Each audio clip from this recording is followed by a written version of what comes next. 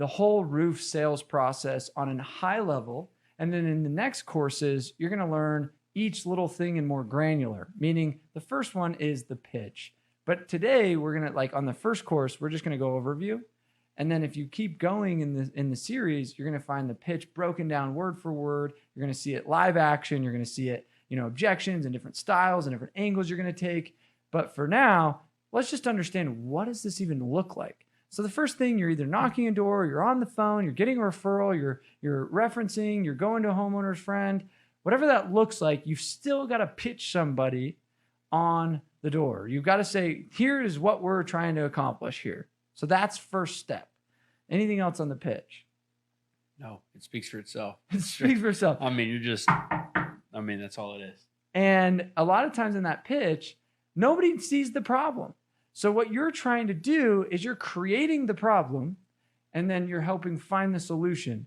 So obviously your pitch would be simple if they just got smoked by hail and you're like, your windows are broken, your car's dented up, and your house is falling over. Like, we need to do something. Those are obvious. Like, your pitch is literally order taking. But in situations where they've just had high winds and there's no shingles missing, there's no this, you might have to get a little bit more clever. They're like, what do you mean? I don't have any problems. You're like, let me hop up there, because it's really that silence, that invisible damage that you're not seeing that is actually the silent killer. And they're like, what do you mean? And you've got to create this problem. You got to show them, like, hey, look, see these little pieces right here? Over time and warping and this and this. And then, that's going to cause external damage. And then it's going to go internal damage. And you got mold and you got asbestos and you got, now you've created this like whole scenario that's like, oh, hold on, let's think about this. And if it's true, and you got to make sure you're honest with people, but like, you've got to go and show them they have a problem, because a lot of times homeowners, they don't want to do anything if they don't see freaking water coming through the freaking attic. No, you're absolutely right. Which then that leads us into the inspection.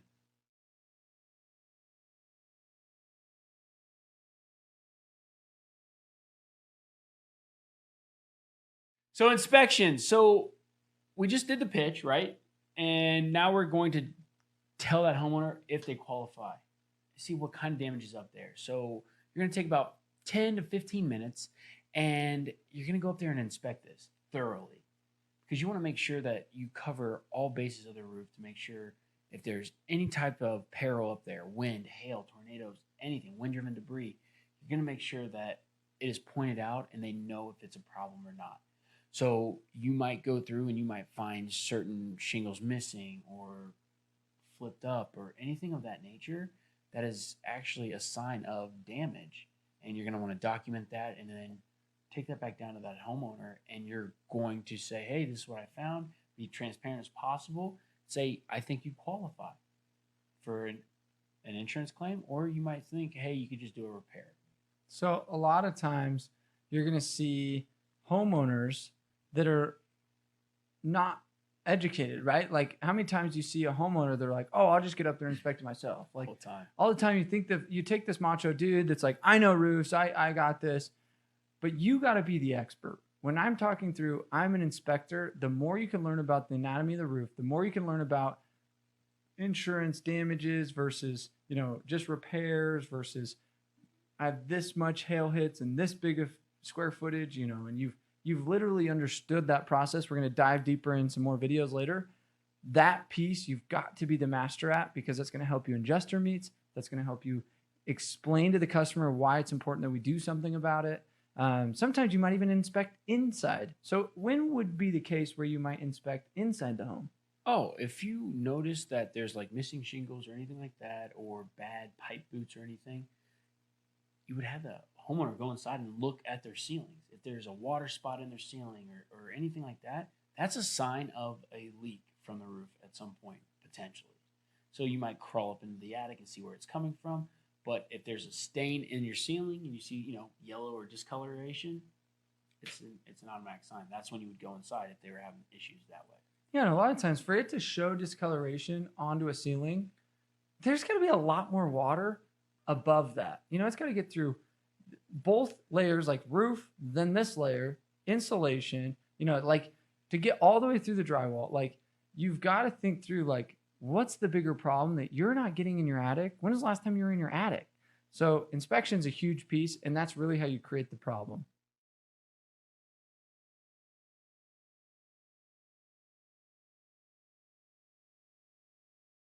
So you've shown the damage. Now you file a claim. So you're going to give it to the homeowner. You're going to be like, hey, sir, who do you have for insurance?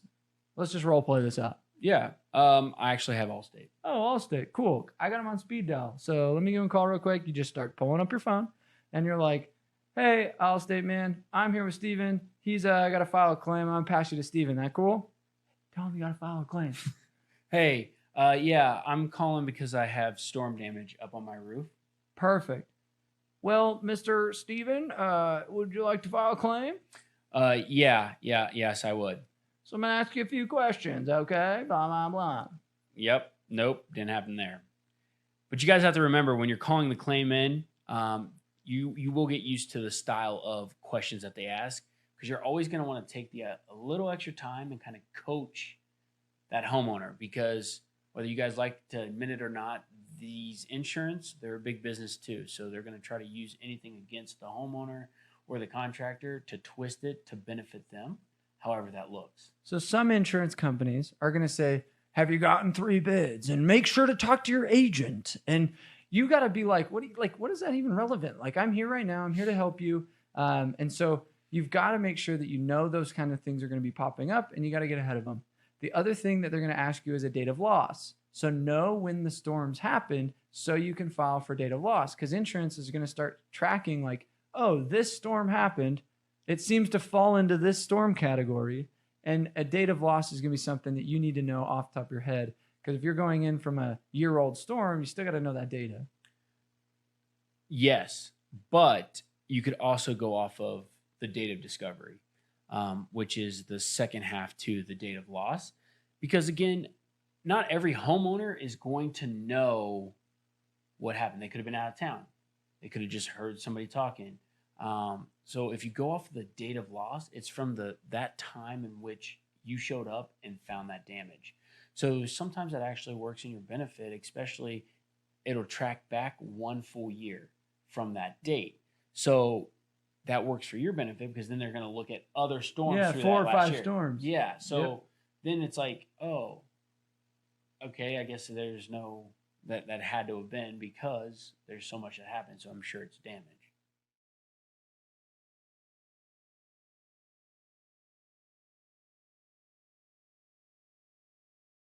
So now you're going to go in for the kill. You're going to say, look, I need to be your contractor. I'm going to get a signature. I'm going to feel like you locked in with me. So many companies, they go, well, we don't do claims like contingencies or service agreements and stuff like that. What that's saying is we're not effing closers. We don't care that they go with us. We want them to shop around. We don't want them to feel any tie to us. And I'm like, it's kind of a weak salesman's game. In my opinion, if you want to be a good salesperson, you're getting wet signature going, boom, I got something. So you're going to now sign an agreement. You're going to get them locked in to work with you. And how you would explain that would be how. So let's kind of role play this through. So you're a sales rep. I'm a customer. You're going to kind of coach me through. You just filed a claim. Now, how do you kind of segue into signing an agreement? Sure. So in order for me to go to bat for them, right, I'm going to need them to sign my paperwork, which in this case would be my service agreement. And basically what this service agreement's stating is I'm going to go to bat for you, and in return I'm going to get the work because that's how I get paid. This is how we're going to protect our way of providing for our families is to get a wet signature. So going through that process with them, it's simple because you're helping them, so they have a sense of duty to help you out too. So it's a little less of a fight because they're realizing that, well, now I'm going to be entering into this contract. They did do this. I'm going to cross my T's and dot my I's on all this paperwork. And then I have my terms and conditions on the back so we can go through that as well. But I make sure we have all of that paperwork signed because I'm not going to go show up to the adjuster meeting without it. Yeah. And I think it's super important to help the customer realize I'm going to go and talk to your insurance. I'm going to go meet with an adjuster and spend hours out of my day to do that. And I'm going to drive back and forth talking about, I'm going to like scope out, I'm going to write out all these estimates. Like for you not to do this job with me? Like, no, I have a lot of these I'm going to do. I'm a busy schedule. I have a lot of customers I want to help. And if you're sitting there jerking me around and never even go with me, like, and if I did that with every one of these customers, it'd be a waste of my time. I got to know that you're committed to me just as much as I'm committed to you.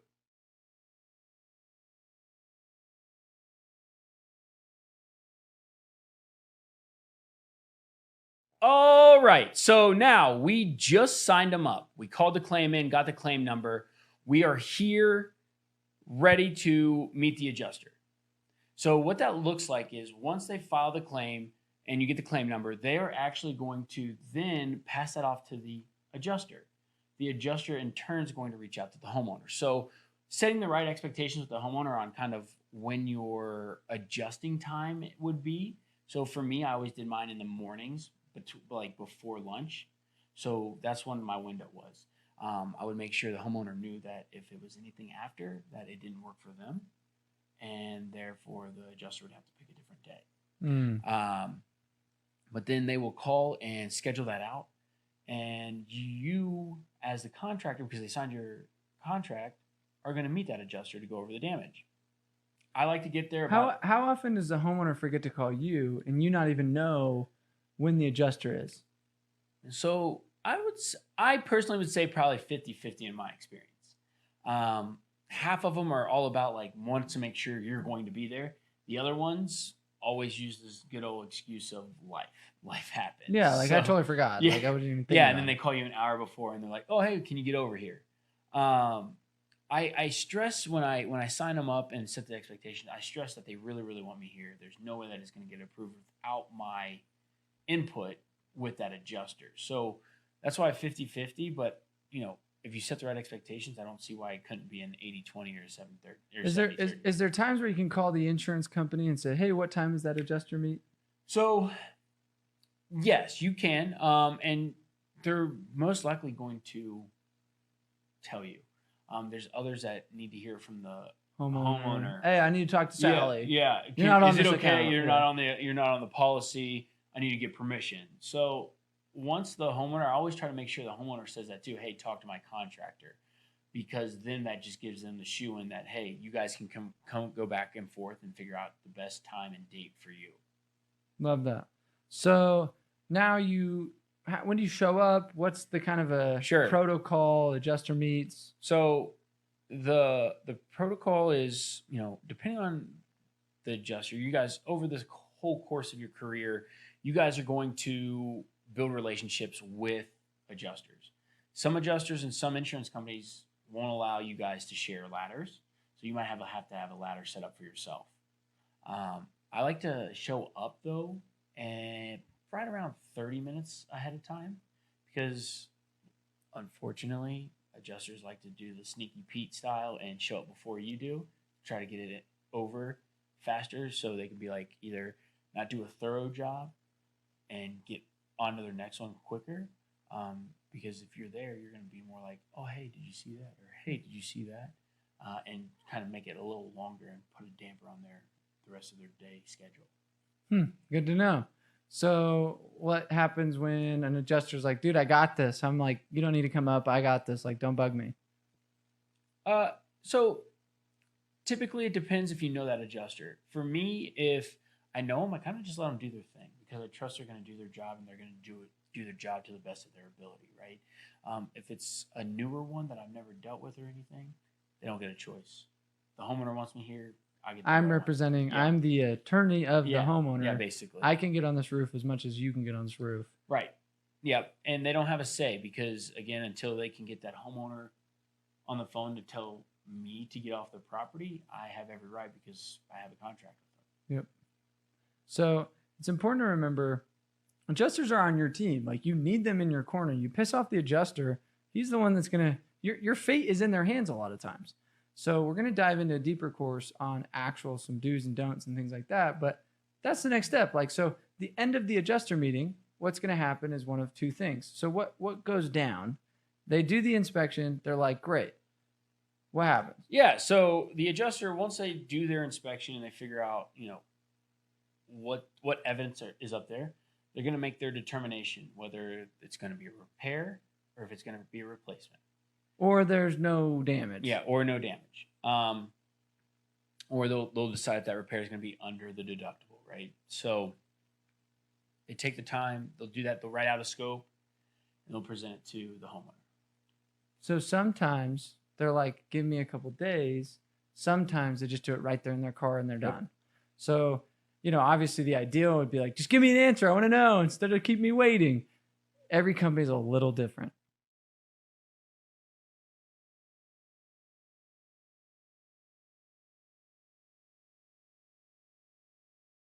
Okay, so now the adjuster's like, yeah, we're going to buy it. He's going to give you a scope. What does this mean?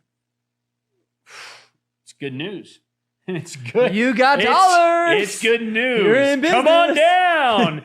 No, so really what this honestly means is that they are willing to pay for the replacement of the roof. They're going to write down their line items, what it takes to do the roof to their specs. And they're getting those numbers from where? So a lot of them it's just an industry standard. Insurance companies pay millions of dollars to figure out what's the average cost for all of this, for this project or this process. So it's across the board, somewhat the same. It's not really, it's a little bit off from what the contractors would actually need. But needless to say, they're going to be in the ballpark of what it's going to cost to do this job. So they're going to give you line item for line item what they're going to pay for. And at the end of the day, when you see that, you have two options, right? You can either say, hey, they are writing this perfectly. Like, I can do it for this. This is great. We love it. Let's go. Yeah. The next one would be supplementing. You're going to hear this throughout the industry on jobs that when line items or code items were left off, you're going to have to send it to supplement the crap out of this, right?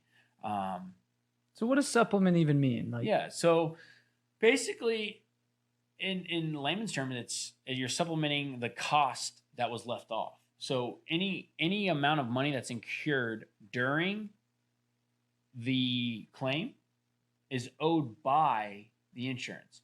So if they didn't pay for it on the first go round, we'll supplement and we'll get it on our next go round. So it's just a process, and some companies do a pre-supplement, so it's before it goes into production, and then they do a post-supplement, which is after the job has been completed and we opened it up and we saw new things come about that required fixing. So then we would supplement for that, because obviously the insurance couldn't see it before it was ripped off, and we couldn't see it until it was ripped off. love it. So at this point, you're like, I got 20 grand. Let's see if I can go fight for another 10 grand. And let's see if we can't get 30 grand from the insurance company. And then that moves us to the next step, which would be finalize what they're getting as a homeowner and signing off on that.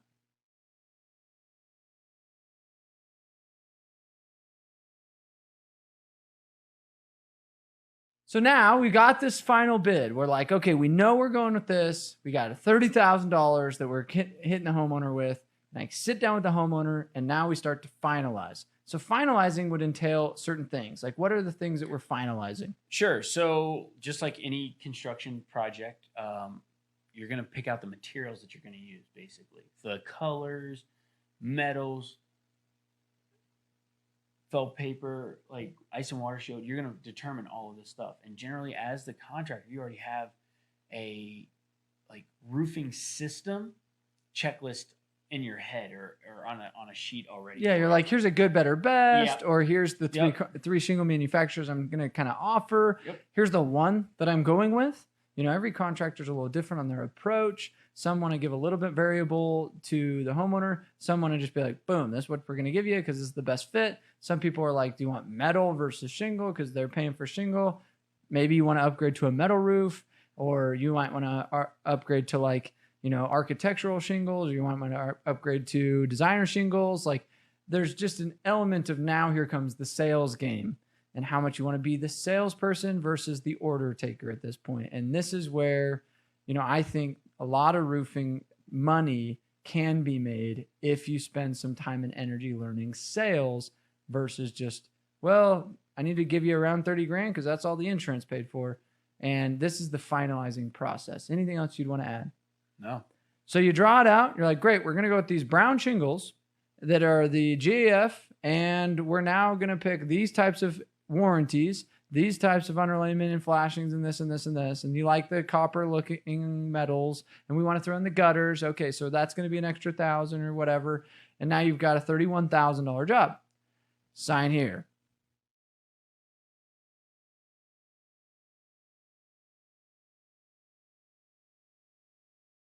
So now you sign the job. Congratulations. Woo! That's step one. What happens now, Steven? So we're going to move into production. It's about time to build the job. So that finalizing paperwork where the construction agreement is now pushed into your production office.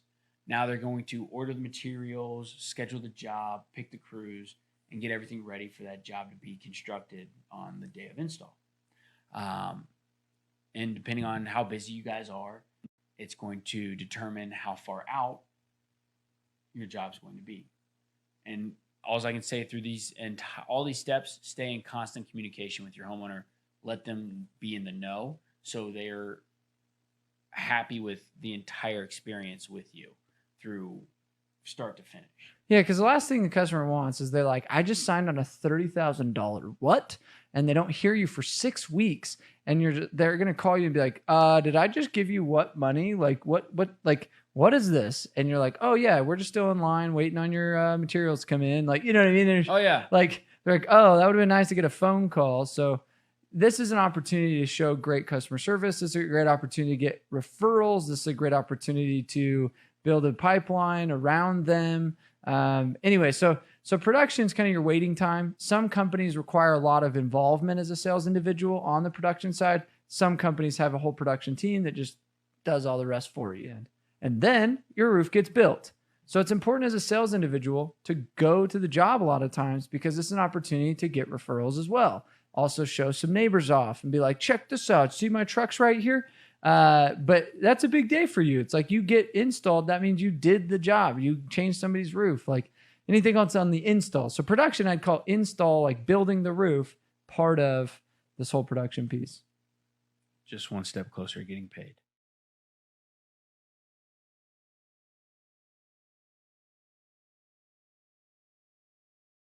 Hey, I'm Stephen Pritchard with the DDD Experts. Welcome to Production Day. We're going to walk through kind of what the day-to-day is going to look like on production day. Obviously, your homeowner's house is going to be under construction, so it's not going to be the prettiest. But your crews and the company you work for should do their best to keep it as tidy and clean as possible. So come, let's take a look. If you guys look at right now, the way that everything is laid out is everything is nicely stacked. All the materials and components and everything are stacked. They're trying to hit most of everything in their dump trailer. And you see there's tarps. As we walk through here, you're gonna see tarps all the way around the landscaping, doing their best to protect it. We can't guarantee a whole lot, but we can do our best to either get it outside or protect anything from crushing or disturbing anything within that landscaping. So as we take a walk, you guys will notice that they're trying to hit all the wind-blown debris off of the roof onto the tarp, so it's an easier cleanup as well. So let's just start taking a walk. So as you guys can see is they actually took the time in the morning before they started to put tarps over the landscaping and underneath where they have their dump trailer. This is just going to keep all the nails and debris onto that, so all they have to do is fold them up, put them in the trailer, and shake them out. So as we go around to the back, you're gonna see they're doing the same type of protection with their AC vents, pools, fountains, anything of value, landscape, anything of value in their yard, they're trying to protect with this landscape or with these tarps. So again, your crews and your company and everybody should want to do their best to keep this as clean as possible. So keep that in mind. So as I was saying before, if you guys look at the air conditioning units, they are covered and protected because we don't want nails or any debris getting inside because that could mess up the fans or the condensers. So they're doing their part by protecting the AC units. And then they can see through this tight area, they have their tarps down to catch all of this. They will, again, I can assure you that they're going to clean up everything and they're going to roll the yard out. it's there's thousands of nails that are going to come off of this roof. And you guys have to understand that they can do so much and get so much at one time.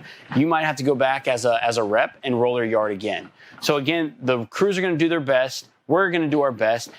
Protecting the property like they are right now is the number one way to build great rapport with your customer, and trying to keep it as clean as possible. They will love you forever. So keep your work areas looking like this and protected, and everything else will go without a hitch.